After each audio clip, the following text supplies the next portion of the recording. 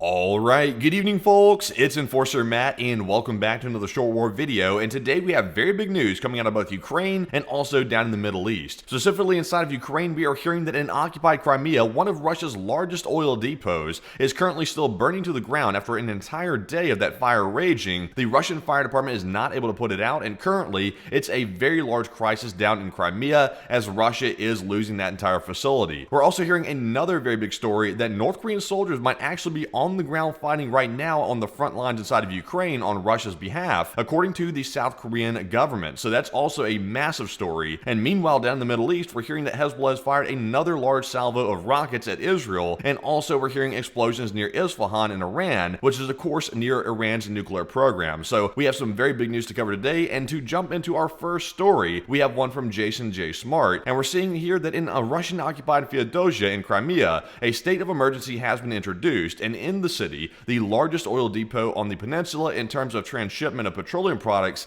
is on fire. And right here you can see in this photograph, there is a massive fire right here. Right here in the distance, you can see one large stack of smoke and also another one as well. This is the Russian oil depot in Crimea, and this actually caught fire yesterday. So this is something that's been happening over 24 hours at least, and we can see right there that it was a very large fire. And moving on to our next post here, which goes to Null Reports, we have more details as to how this entire operation ended up catching fire like this, and apparently it was attacked by 2 missiles, and like I said, the firefighters are now struggling to put down the fire, and 3 people were reported injured, and at the moment it's known that 5 fuel tanks were damaged and also 2 were destroyed. But we expect that number to grow even more because the Russian fire department can't put this fire out, and it looks like the entire facility is going to go up in blazes. But moving on to our next post here, we now have one from Status 6 Military and Conflict News, and like I said, the fire is still burning, and right here we can see that it continues to burn after the Ukrainian strikes in the early hours of yesterday on October the 7th. And in this video right here, which we're about to watch, you can see a huge cloud of thick black smoke still rising over the area, absolutely polluting the occupied Crimean territory right now. So let's take a look at the video and see the extent of this damage. So here you can see a Russian driving down the road. That is a humongous cloud of smoke right there. Also, you can see right above that building top over here, the white building right in the right corner of the screen, you can see there is still a very large fire raging right there at the facility, and it is out of control. So indeed, it looks like that facility might end up being a total loss for the Russians, which would of course be a very big win for Ukraine after attacking it with 2 Ukrainian missiles. So very good to see. But with that, we're jumping to our next post here, and we also have satellite images from War Translated, which show us the aftermath of that strike on that depot. And in these photos from today, this morning, plumes of smoke can be seen over the territory of Feodosia at their terminal, at their ports. So let's take a look here. And in the first image right here, you can see there's the massive fire raging right here, and it is covering their terminals right here in the same area in Crimea. So that is going to cause more issues, secondary issues with their shipping and things like that. And we can see that in that first photograph. And here in the second one, you can actually see the fire itself at the depot. So just like we saw before with another depot that caught fire inside of mainland Russia, once these get going really strong, it's really hard to stop them. And this one is at that point of no return, in my opinion.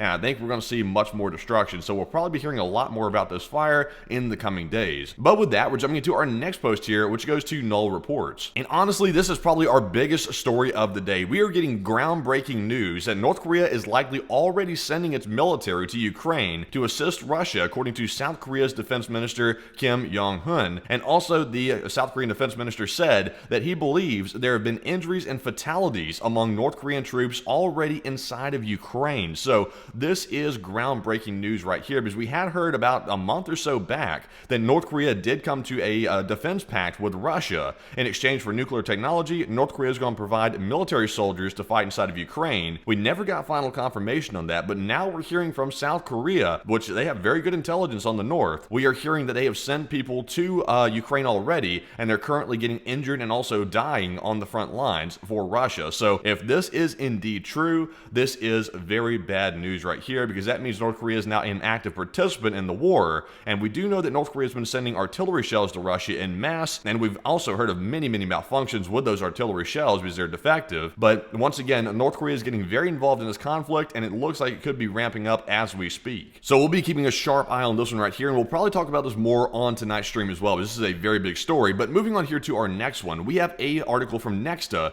and we're learning that France is going to provide Ukraine with the Mirage 2000 fighter jets. That's very good news as well, because of course Ukraine did just get the F-16 jets, and now they're possibly going to get the Mirage 2000 fighter jets as well from France. And this was announced by the French defense minister, and according to him, the delivery is scheduled for the first quarter of 2025, and the aircraft will be equipped with the new technology. So, like I said, very good news right here. More fighter jets for Ukraine is just what they need, because right now the war is in a bit of a stalemate, and they do need to break that somehow. So more fighter jets may be what they need to break that stalemate. But anyways, moving on here to our next post, we're going to actually switch over to the Middle Eastern news at this point in the video, because we have some very big news coming out, which is very disturbing about things happening over there. And in this post from Visegrad 24, we can see that just a couple of hours ago, Hezbollah fired at least 100 rockets toward the cities of Haifa and Acre in northern Israel. And the Iron Dome defense system, of course, was hard at work taking these rockets out of the sky. So let's take a look at the video here and see the extent of the attack. So as we can see in this video right here, there are white pieces of smoke right here all in the sky. That indicates interceptions by the Iron Dome of these rockets. And once again, Hezbollah is launching these large attacks on Israel pretty much every day at this point. But Israel is also returning fire in a much bigger way by assassinating tons of members of Hezbollah and also other proxy groups of Iran.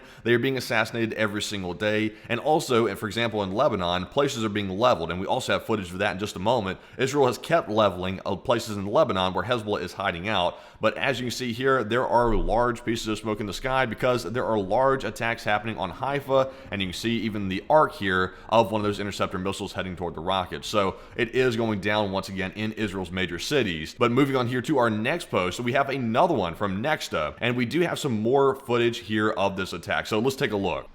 So right here you see there goes one of those interceptors right up there, right next to the Honda dealership. What a place to be at a time like this, next to a Honda dealership. But there goes the rocket flying through the sky, and it is going to hit those Hezbollah rockets. So once again, just more video evidence of the size of the attack, over 100 plus rockets, and once again, it's a very big one, but Israel is responding. But moving on here to our next post, we have one from Visegrad 24, and this is also another very large story as well. We are currently hearing reports of explosions being heard near the Isfahan nuclear facility in Iran, and also as we can see in this photo right here, something is on fire near the location of that facility, which is very concerning because of course we don't know the extent of Iran's nuclear capabilities, we don't know how far they've gotten with their research, so that leaves the United States and also our partners in limbo because we don't know exactly how to respond to this if we don't know the exact state of their nuclear program. So we are seeing here a big fire, and also we heard of a very big earthquake in Isfahan yesterday as well, with some speculating maybe that was an underground nuclear test being conducted by the Iranian regime. That could certainly be the case, but right now we really don't know for certain because we don't have evidence of that. But as you can see, a large fire here in Isfahan, which is very concerning. But with that, we're moving on to our next post, which goes to the Mossad commentary, and we're also seeing, like I said earlier, a large non-stop heavy attacks on the Lebanese border towns by Israel on these Hezbollah positions. So let's take a look.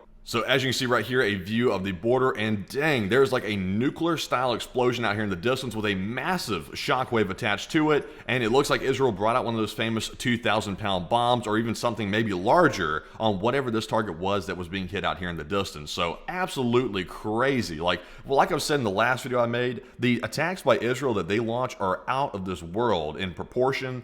They're very large. Like Israel does nothing small, they do everything big, and they're doing it big once again right here. And that should make the Hezbollah forces pretty fearful with attacks like that happening. But with that, we're jumping into our next post, and this one goes to Apex News. And another big question which we've been wondering for quite some time is when Israel finally does respond to Iran's very large, massive attack, which happened about a few days ago, almost a week ago actually, what is Israel going to do in response to that? Are they going to strike just military targets, or are they going to go strike Iran's nuclear program like many people have been asking for? So right now, we're still in limbo about that, but we are getting some behind-the-scenes reporting that Israel is not expected to attack Iran's nuclear program, but rather they plan to focus on various kinds of military bases and also intelligence sites, according to various sources from the J-Post. So take this for what you will. It is, of course, somewhat speculation because Israel could end up striking these nuclear sites. And in my honest opinion, this is just from my assessment, I think now would be probably the opportune time to hit these things, because if Iran is developing a nuke or they have one, it would be prudent to go ahead and take that out before they get a launch and delivery system system, which would allow them to basically have leverage over Israel and also our partners in the region. So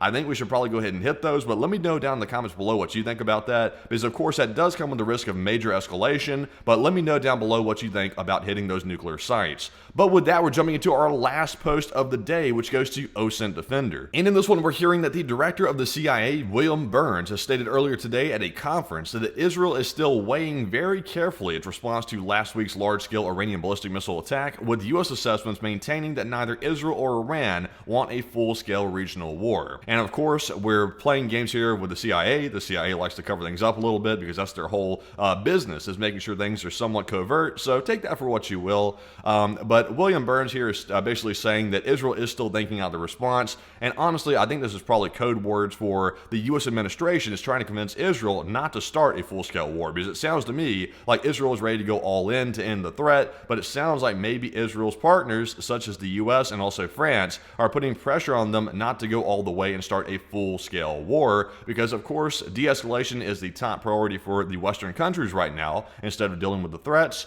and right now that is what they're trying to do. So that could be the case. But nonetheless, rest assured though that Israel will have a response, and it will be coming probably in the next few days or so. Of course, the timing is never specific. We don't know the exact timing, but it probably is coming in the next few days. So we will be looking out for that. And once that does happen, we will be going live immediately to cover that, just like we covered the attack on Israel that happened by Iran just a few days ago. So be sure to join us then as well. But with that, that is actually our last post of the day. So we will be streaming tonight. Once again, we are returning to streaming tonight, thankfully, because we are so ready to get back to that. We are fully set up and ready to go for tonight. So we hope you'll join us tonight at 10 p.m. Eastern for the next night of war streaming news. And also be sure to press the like and also subscribe to this video as well, or actually subscribe to the channel. Actually, don't subscribe to the video, like the video. But if you do like the video, please do that, because it does help us get the news out there, and we appreciate that very much. And also, if you want to subscribe to our Patreon page, the link is in the description below for that, or you can go over there to Patreon, sign up for a monthly membership, and support the channel that way, which is a major help, because we're largely crowdfunded by the viewers, and it's you, the viewers, that make this all possible. So once again, thank you all for watching. We'll see you all tonight, and bye-bye for now.